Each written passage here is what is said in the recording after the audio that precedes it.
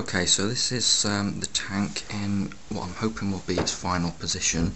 It's an 18-inch cube by clearseal, with the cabinet and a corner overflow, which has got two holes drilled into the bottom there, as you can see. In the cabinet, it's got a small sump in there, which I'm going to do a video on later on, and underneath the cabinet, I don't know if you can see that or not, but that's the two holes that are drilled for the return between the sump and the tank. Now obviously there are two holes there in the bottom of the tank. One of them is for the standpipe, and this is the standpipe that you get. What I've done is I've actually made a Durso attachment for it, which should hopefully quieten things down a bit. I don't know whether it'll work. I've never actually used one of these before. I might have to make the hole a bit bigger in the top there from looking at other things that I've seen. Now with the standpipe there, obviously this is the bit that actually slots into the hole there. I'll run some silicone around there just to seal that in, and then you have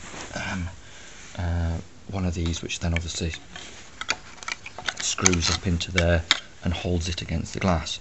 Now I wasn't quite sure what you do with returning it with the water coming down below the glass and into the sump.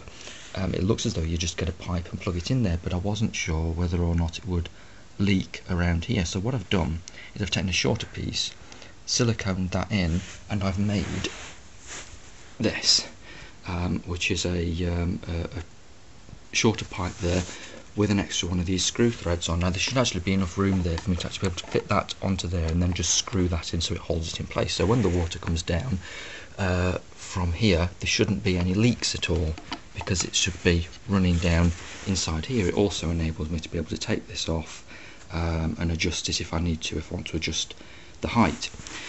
Now the other hole is, well, this is what they gave you, which the water gets pumped up here from the sump pump and spat out into the top of the tank. But I was a bit concerned that the amount of water that is in here, that pipe will actually hold quite a bit. So when the power gets cut, all that water is going to come rushing down into the sump, and the sump level is going to go up, which is probably going to affect what I want to do with the sump. So instead, I've gone and made this, which is I've adapted it. I've gone and glued and siliconed this in place. So what you would have is obviously that would go in there, and you'd have the one of those would actually screw up in place there to lock that against the glass. But from the sump pump, you have your pipe there, which would obviously get fitted into there, run the water up, and then from here I'd have another one of these that comes up the corner overflow, and then probably with an elbow at the top there, assuming that there is going to be less water in here that will backwash into the sump.